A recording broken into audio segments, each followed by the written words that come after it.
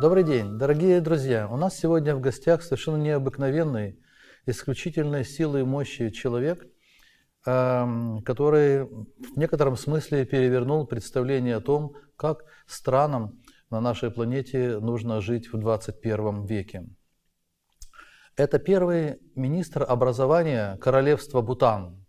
И знаменит этот человек тем, что он вместе со своей страной предложил изменить подсчет того, как выглядит благосостояние государств, а мы его считаем, все государства считают его с помощью валового внутреннего продукта, ВВП, так называемое ВВП.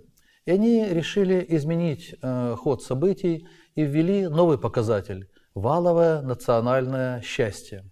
Как бы пафосно и, может быть, для нашего слуха странновато это не звучало, это, оказывается, имеет сенс. Это имеет тот смысл, что экономика экономикой, но мир не может держаться только на экономике.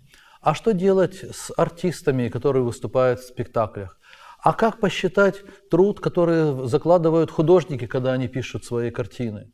А как рассматривать композиторов, музыку которых мы слушаем, но труд которых никаким образом не учитывается в валовом внутреннем продукте? Этот человек вместе со своим государством и с королем Королевства Бутан, они сделали еще одну необыкновенную вещь. Они предложили миру с трибуны Организации Объединенных Наций праздновать День счастья. И мы с вами недавно, 2 недели назад, 20 марта, праздновали со всем прогрессивным человечеством этот совершенно замечательный, уникальный праздник День счастья. Сегодня у нас в гостях первый министр образования Королевства Бутан, профессор Тхакур Поудел. Я хочу предоставить ему слово и задать несколько вопросов. И вам, наверное, будет интересно, чем же все-таки отличается ВВП от валового национального счастья, а также что он предлагает миру для улучшения, совершенствования системы образования. Thank you very much indeed for this very warm welcome.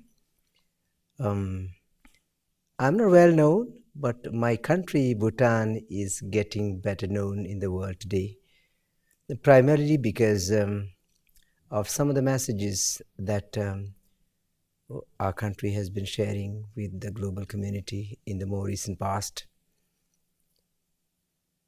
The world has been looking at progress and development so far through the yardstick called gross domestic product, which is essentially a linear economics-based measure of material or physical quantities.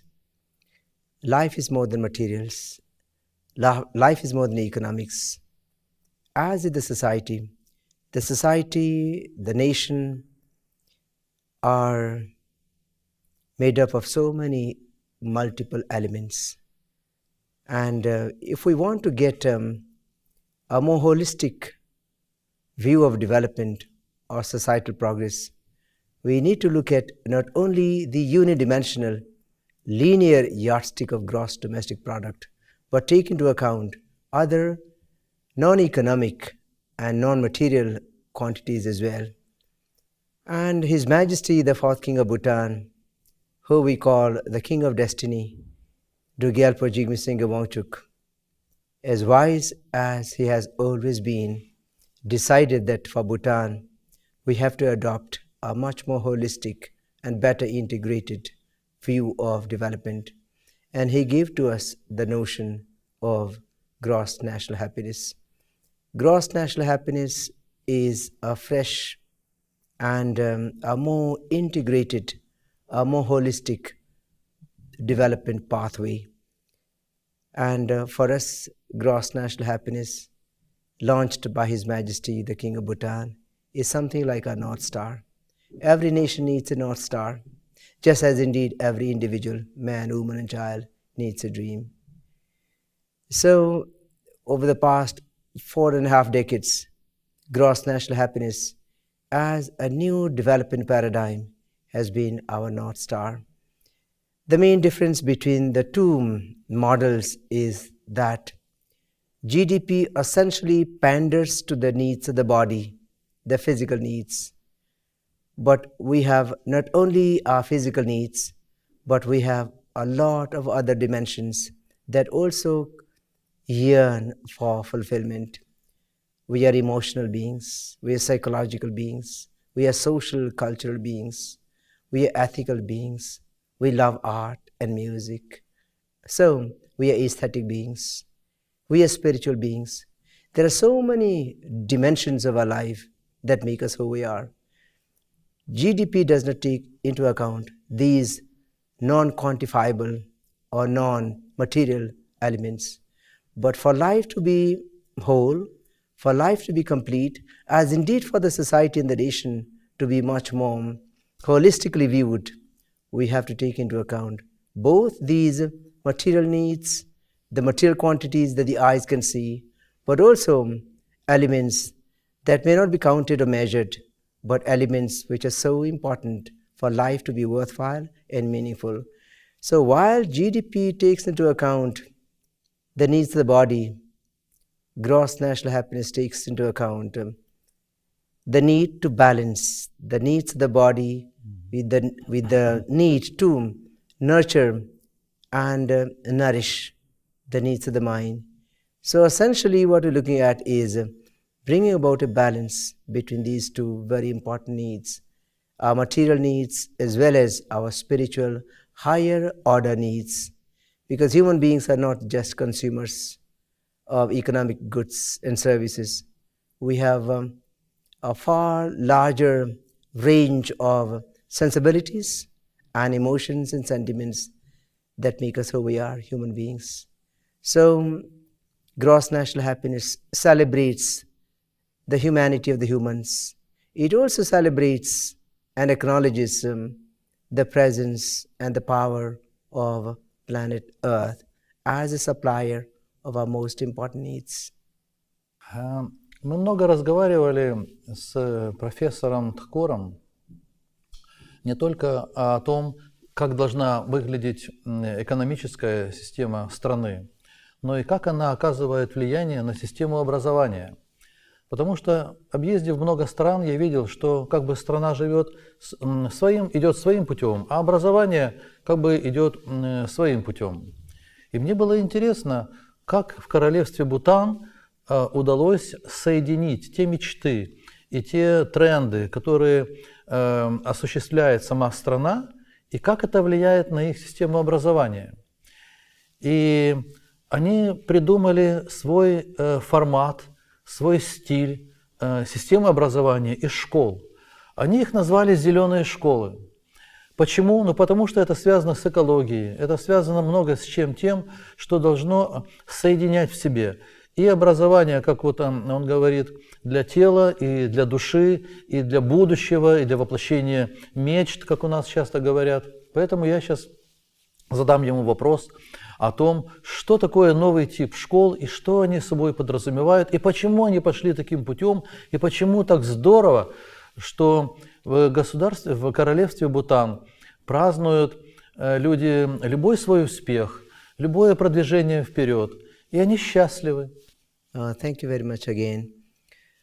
Our idea of green schools emanates from Bhutan's holistic vision of development, gross national happiness. In 2009, the Ministry of Education in Bhutan launched a big nationwide educational reform initiative that we called Educating for Gross National Happiness. Educating for Gross National Happiness. And the strategy that we developed to implement this program of Educating for Gross National Happiness is called Nurturing Green Schools as a Means to an End, and the end is Green Bhutan. So, nurturing green schools for Green Bhutan is the strategy. By green, we mean not only color. Green, of course, is a color. But for us, green is also a metaphor. Green is a metaphor for anything and everything that supports and sustains life. And by life, we mean human life, animal life, plant life, bird life. life of insects, in fact, life in all its infinite variety, in the sea, on land, in the sky. So wherever there is life, and if there is anything that supports and sustains life in its infinite variety, is green. So we can have a green school that supports life and learning the way it ought to. We can have a green home. We can have a green society, a green country. We can have green politics, green judiciary, green parliaments. We can have green business, green economics. Today, we have green understood in a very limited sense, only as it relates to nature or plants. But green ought to be an orientation of mind.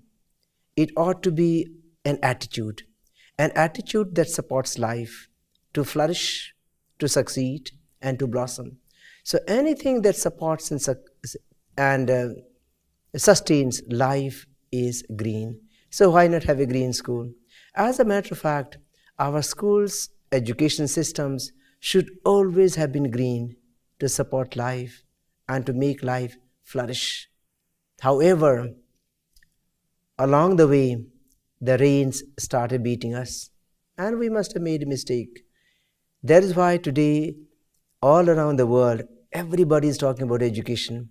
But these conversations about education have failed in a large measure to take into account some of the most basic elements of education. Today's education systems take into account primarily the claim of the mind, the claim of the intellect. It's important, but that is not everything. Education, teaching and learning ought to be able to acknowledge and promote so many other claims as well. We are social beings, so the claim of society ought to be honored in our education systems. We have a very intimate relationship between us, the human beings, and our planet Earth, our Mother Nature. So young people must understand and advance and respect this extremely intimate relationship between us, the human beings, and Mother Nature. So planet Earth ought to have an important claim on our education system. Today we talk about the environment only in passing, but it has to be a very conscious decision to honor this relationship between us, the human beings, and planet Earth, because we have to support each other mutually. Both the planet as well as human beings have not only to survive, but also to flourish. So the claim of planet Earth, the claim of Mother Nature has got to be an important consideration in our education systems.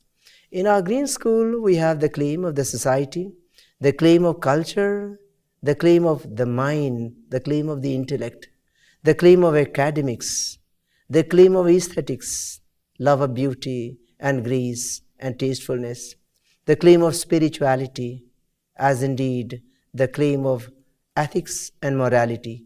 So there are 8 important claims our green school acknowledges, celebrates, and advances. It broadens the scope of education. It takes into account elements that make learning much more holistic. It takes into account teaching and learning that makes learning and education fun as well as purposeful and fulfilling. So what we're doing through the Green Schools initiative is actually rediscovering and reasserting the core function of education that engages the mind, the heart, and the hands. So when the head, the mind that does the thinking, and the heart that is the home of feelings and sentiments, and hands that are the instruments of action come together in a harmonious relationship, it must produce an outcome that is very rewarding and fulfilling. And when young men and women who graduate from our green schools, green colleges, and green universities, join the larger society after graduation. The hope is that they will be able to release these positive energies of a green school to the society and build and help in the building of a good society, a sustainable nation, and thereby perhaps a sustainable world. So a green school is a kind of a vision of education as it ought to be. Thank you. Если мы с вами посмотрим на географическую карту и захотим посмотреть, где находится Королевство Бутан, мы с вами обнаружим, что это небольшое государство, оно расположено между двумя гигантами. С одной стороны Индия с населением 1,3 миллиарда людей, а с другой стороны Китай с его населением 1,5 миллиарда человек. И однажды я профессору задал вопрос, а не было ли попыток со стороны этих гигантов, огромных территорий и стран в историческом ракурсе, не было ли попыток завоевать ваш небольшой кусочек земли, ваше государство? Он сказал, никогда. Никогда даже попыток не было завоевать эту территорию. Так что маленькая, но гордая страна никогда не давалась для завоевателей. Я задал ему второй вопрос. Сколько лет вашей стране? Сколько лет вашему королевству? Он так на секунду задумался и сказал, Бутан существовал вечно. Это феномен, это так здорово, так интересно, что я хочу ему задать вопрос. Как так получилось, что вы сохранили, сохраняли, имели и имеете свою независимость? И почему так вышло, что вас никто не пытался завоевать? Он так улыбнулся и сказал, мы счастливая страна, а они решили, зачем нам такое счастье, пусть себе будут счастливы сами. Сейчас я попытаюсь задать такой же вопрос, мы услышим ответ на то, как же Королевство Бутан сохранило свою идентичность, как же ему удалось устоять в этой страшной цивилизационной ситуации исторической, и что ждет Королевство Бутан впереди. Thank you very much again. Bhutan's location in the beautiful Himalayas as an independent sovereign country throughout history is an extremely interesting case. We have a large in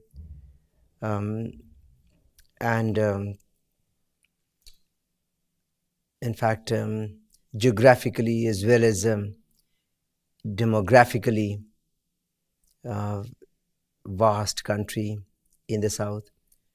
Bhutan borders India in the east, south and west, and we also border on the autonomous Tibetan region of China in the north.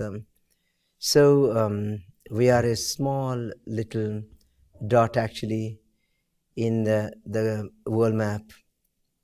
However, over the past several centuries, Bhutan has been an independent country, a sovereign country that spent many years, in fact centuries, in what we call a self-chosen isolation.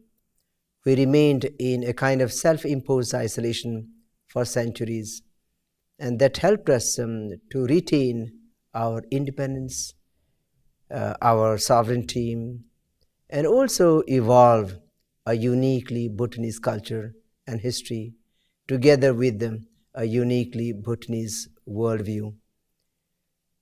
It was not a very easy policy. It was a difficult policy, but it was a wise policy that our kings followed. So in Bhutan, we have been very fortunate with our leadership. Our kings have been very wise, and they have known throughout history how to keep this small little country secure and independent and peaceful. So the status of Bhutan, its strategic importance, and in its uniqueness is thanks to the vision and the enlightened leadership of our kings. We maintain very good relationships with all our neighbors.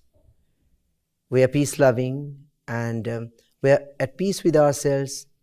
We are at peace with the neighbors, but we are also at peace with the world beyond.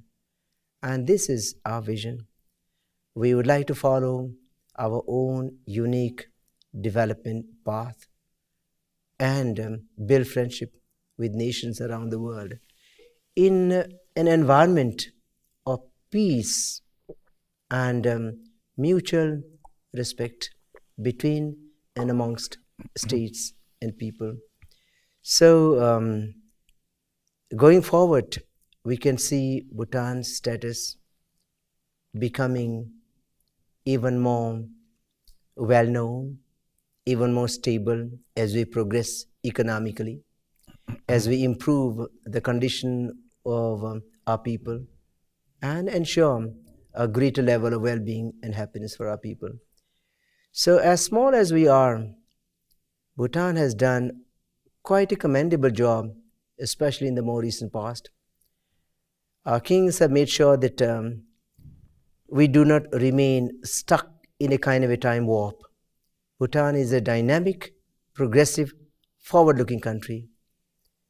We take care of our culture, our history, our heritage, but at the same time, we also look to the global community and benefit from its innovation, enterprise, initiatives in different fields. So our hope is that we continue remaining a kind of an oasis of peace in the world. And this is something that we see not only viable, but extremely desirable in today's world. Thank you. Вообще это поразительно. У нас существует такая поговорка: хочешь мира, готовься к войне. То есть страны для того, чтобы избежать вторжения на свою территорию, должны вооружаться, должны готовить солдат, должны защищать свои границы, и это нам уже внушили, и, наверное, это правильно. Но оказывается, есть другой путь. И исторически он оказался оправданным. Меня это изумило. То есть чем больше я слушаю, чем больше я изучаю этот опыт, тем больше я изумляюсь и поражаюсь.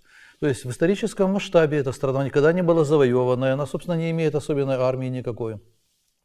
Она просто излучает счастье, она источает удовольствие, она имеет... Ей повезло с руководством стран, это королями, которые заботливо относились к своим гражданам и до сих пор заботливо относятся к ним.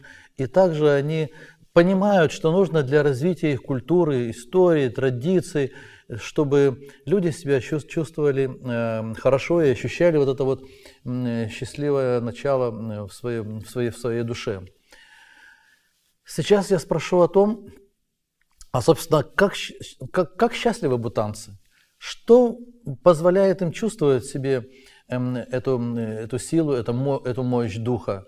И действительно ли будет распространение вот этого движения на планете Земля от одной небольшой маленькой страны Бутан дальше, может быть, на многие другие страны, а может даже и на все человечество? I think peace is the fundamental condition for progress.